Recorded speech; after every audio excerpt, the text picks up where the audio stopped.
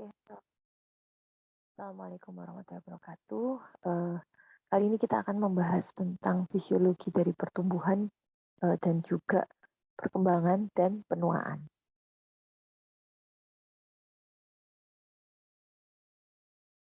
Jadi fisiologi pertumbuhan itu sebenarnya dimulai pada saat kehamilan ya. Pada saat kehamilan di mana fetus itu janin ya. Janin itu dia sudah punya program genetik. Jadi di dalam kromosom-kromosomnya itu sudah ada program kode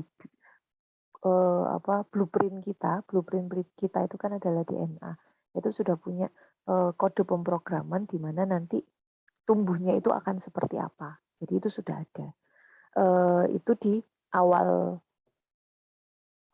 di trimester awal. Trimester awal itu seperti itu. Kemudian nanti di trimester kedua dan trimester ketiga pertumbuhan dari si janin itu nanti akan dipengaruhi oleh epigenetik faktor. Apa saja epigenetik faktornya? Yang pertama adalah dari plasenta. Jadi dari asupan dari ibunya itu seperti apa. Jadi makanan apa yang dimakan oleh ibunya itu nanti akan sangat bergantung, sangat mempengaruhi dari janin tersebut. Kemudian hormonal, ini juga antara hormonal ibunya dan hormonalnya bayi itu sendiri ya. Ini nanti juga sudah masuk di blueprintnya. Kemudian environmental, ini juga hubungannya nanti sama plasenta ya. Jadi makanan-makanan apa yang dimakan oleh ibunya, mungkin ibunya juga punya penyakit apa nanti masuk ke dalam plasenta. Nah, metabolik juga. Metabolik itu juga dari ibunya. Kebanyakan memang bergantung dari ibunya.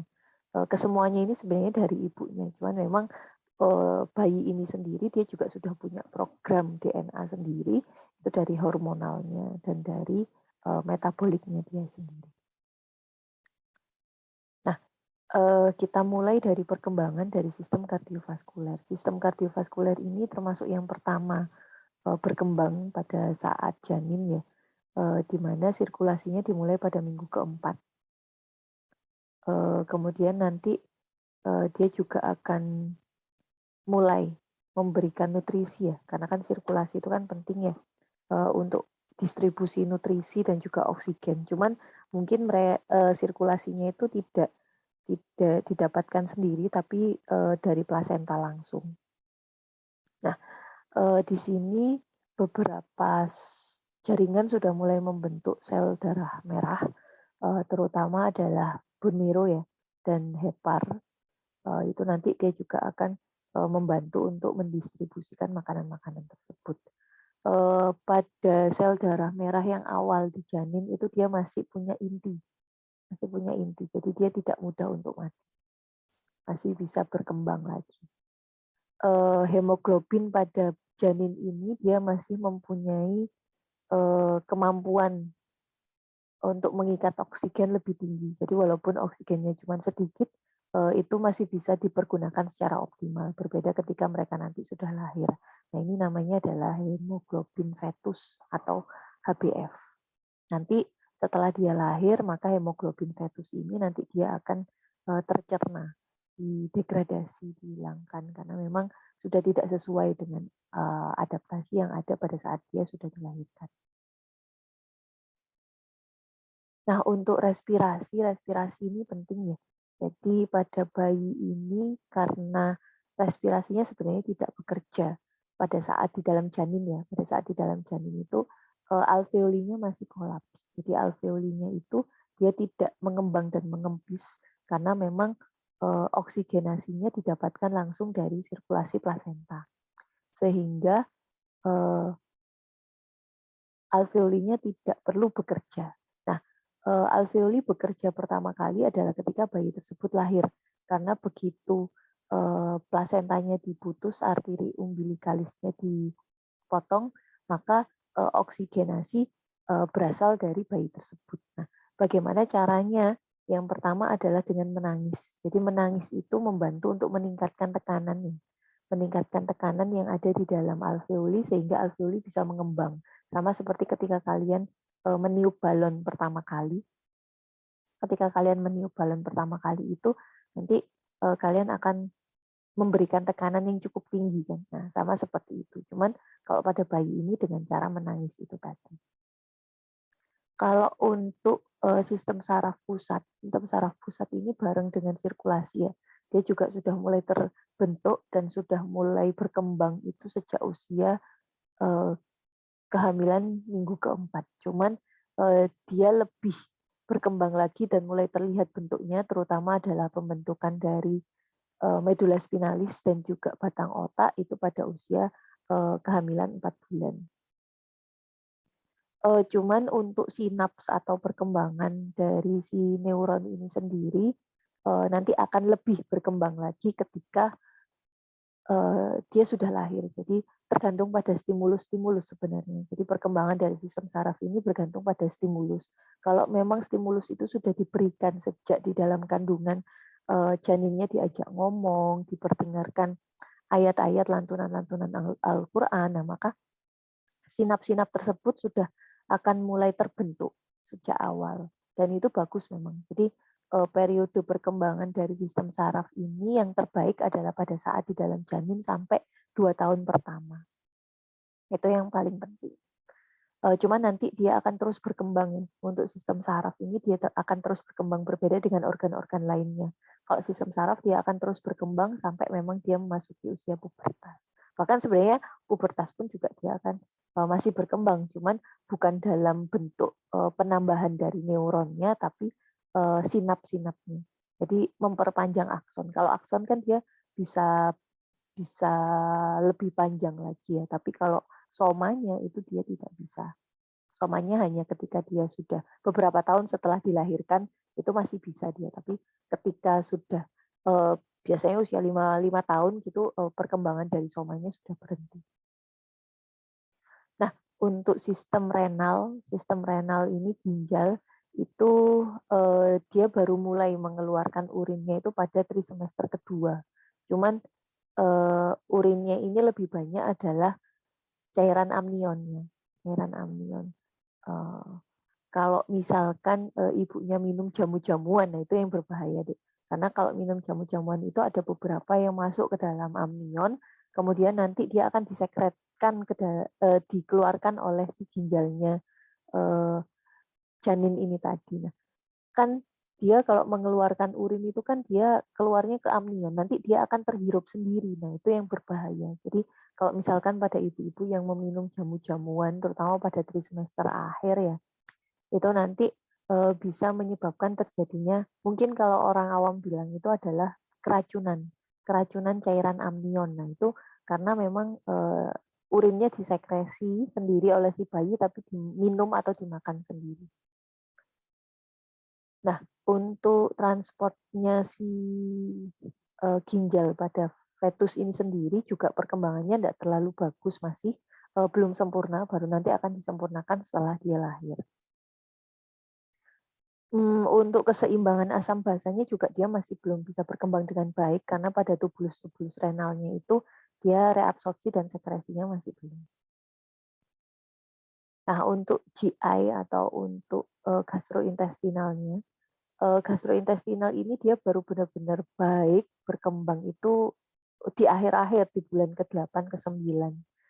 Itulah kenapa bayi itu janin itu dia tidak feses, tidak mengeluarkan feses pada saat di dalam perut karena memang belum terbentuk dengan sempurna. Baru ketika dia lahir, nah itu baru nanti feses yang pertama itu namanya adalah mekonium.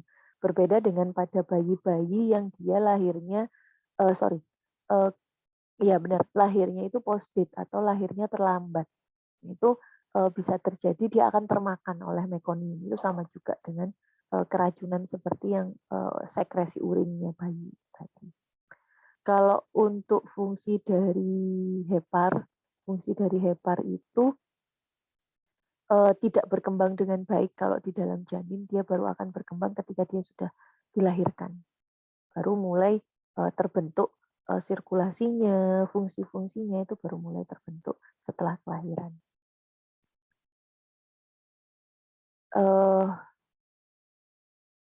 Pada saat dilahirkan itu ada beberapa adaptasi ya, adaptasi dari si bayi ini si newborn ini, terutama pada sistem GI-nya, di mana tadi yang pertama kan hemoglobinnya harus dipecah karena untuk beradaptasi dengan lingkungan dia nggak bisa punya hemoglobin yang terikat erat dengan oksigen karena nanti akan susah untuk dimasukkan ke dalam jaringan-jaringan yang lainnya sehingga akan terjadi peningkatan degradasi dari hemoglobin mengakibatkan peningkatan bilirubin juga. Nah, ini bisa menyebabkan terjadinya kuning.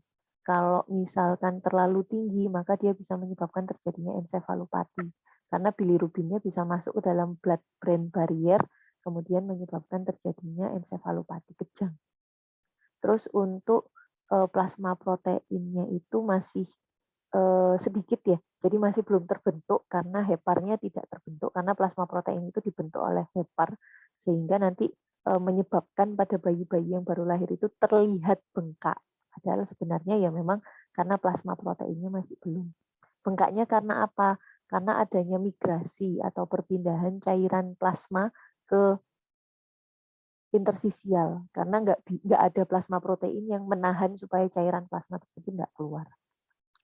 Untuk faktor pembekuan juga masih belum terproduksi dengan baik karena livernya tadi belum berkembang dengan baik sehingga faktor-faktor pembekuannya masih belum banyak sehingga kalau misalkan terjadi luka atau apa masih mungkin mengakibatkan terjadinya perdarahan. Terus gluconeogenesis, jadi pembentukan glukosa dari bahan lain selain karbohidrat itu juga bermasalah karena heparnya sekali lagi heparnya belum terbentuk sehingga dia harus mendapatkan nutrisi yang benar. Nah, itu adalah dari ASI itu tadi.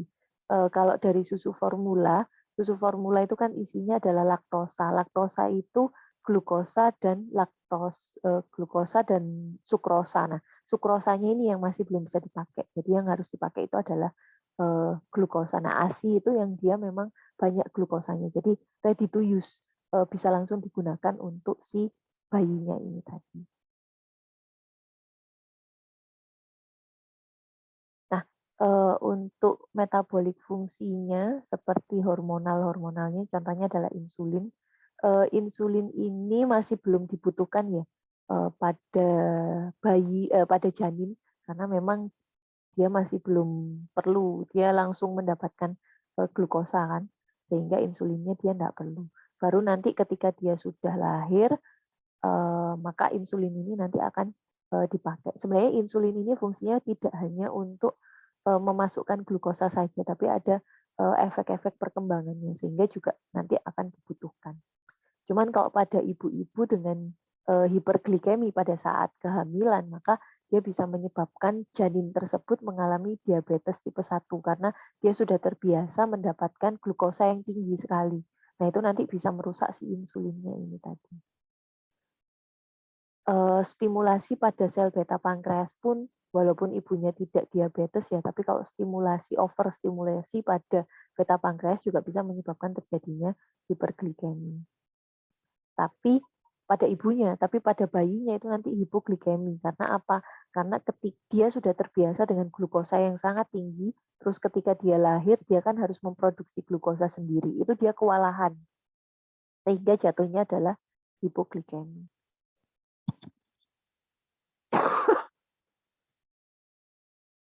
Nah, tadi sudah sempat saya bilang bahwa insulin itu juga bisa disebut sebagai faktor pertumbuhan. Namanya adalah insulin-like growth factor. Nah, tapi ini diproduksi oleh hepar juga.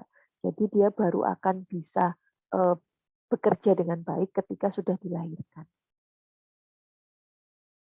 Nah, untuk tiroid hormon tiroid ini dia penting ya untuk pertumbuhan dan perkembangan karena memang hubungannya juga dengan sistem sarafnya. Sebenarnya hormon tiroid ini sudah mulai diproduksi di akhir kehamilan. Cuman kalau misalkan ibunya itu mempunyai hipertiroid, maka nanti bayinya sama ya, bayinya nanti akan kelebihan juga. Jadi biasanya kalau hipertiroid pada ibunya itu bayinya akan overgrowth atau pertumbuhannya berkembang terlalu cepat karena tiroidnya dari ibunya nanti masuk ke bayinya. Kalau ibunya hipotiroid malah delay, malah terjadi penurunan perkembangan. Nah, kalau misalkan ada penyakit-penyakit autoimun, misal ada tiroid autoimun ya, itu nanti bisa diturunkan antibodinya, antibodinya terutama diturunkan kepada bayinya. Kalau ibunya kekurangan yodium, nanti bayinya bisa kretinisme, jadi kecil, perawakan pendek. Nah, di sirkulasi pada saat pada saat janin itu ada shunt ya, ada jalan pintas di dalam jantungnya. Namanya adalah ductus arteriosus sama foramen ovale. Di mana foramen ovale ini antara atrium kanan dan atrium kiri. Jadi si jantungnya ini nggak perlu nggak perlu kontraksi karena pulmonya nggak parunya dia tidak bekerja kan, nggak ada oksigen kan, dia langsung masuk saja sehingga dicarikan jalan pintas dengan foramen ovale di antara atrium kanan dan atrium kiri sehingga darah masuk ke atrium kanan dia langsung ke atrium kiri dan langsung dimasukkan ke ventricle terus jalan. Terus ada juga ductus arteriosus, di mana ductus arteriosus itu juga koneksi ya, hubungan antara arteri pulmonal dengan aorta, jadi langsung. Nah, ini kalau misalkan nanti pada saat dia dilahirkan, maka dia harus nutup, karena kalau dia nggak nutup, nanti akan terjadi kelainan jantung bawaan pada bayi. Itu salah satunya. Nah ini, jadi dia bisa jalan lewat sini, terus ke seluruh tubuh. Jadi dia bypass ya, langsung lurus. Nah, tapi ini harus nutup nanti kalau misalkan dia sudah lahir. Karena kalau nggak nutup nanti akhirnya darahnya akan bercampur semua.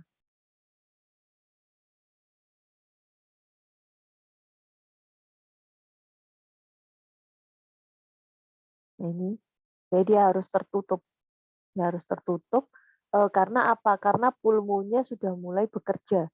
Nah, pulmonya sudah mulai bekerja kan ininya harus nutup supaya nanti dia mendapatkan oksigen kan dari parunya pulmonya itu tadi.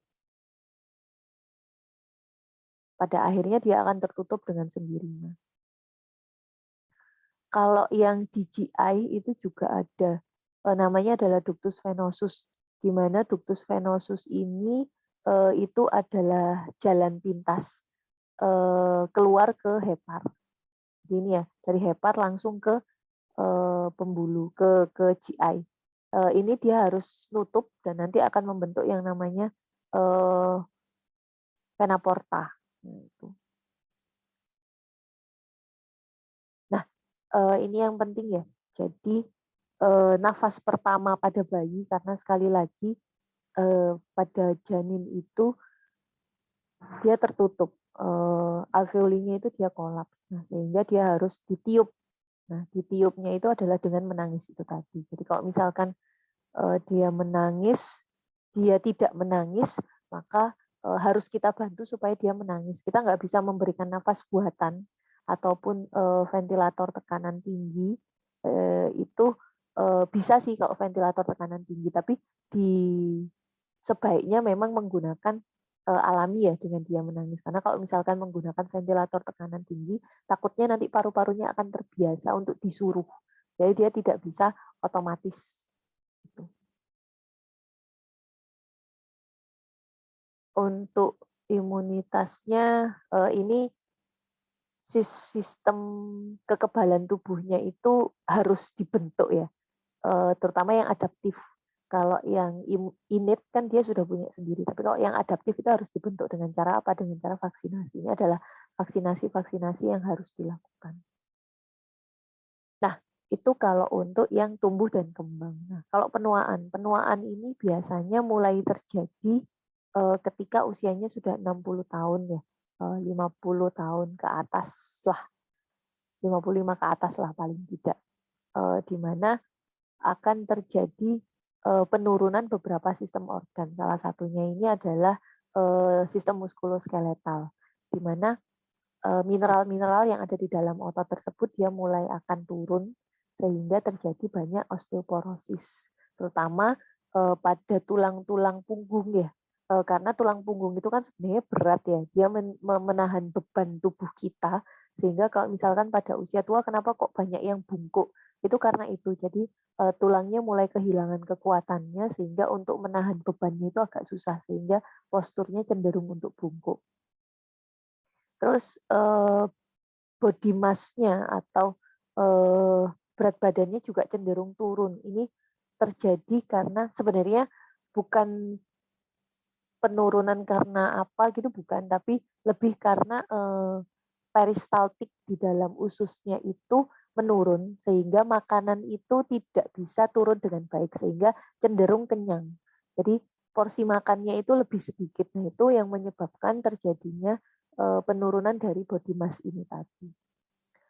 Terus kalau untuk ototnya, ototnya juga sudah mulai turun ya, karena protein-proteinnya, sudah mulai banyak didegenerasi, sehingga menyebabkan kelemahan, bahkan bisa sampai terjadi tremor atau Parkinsonisme.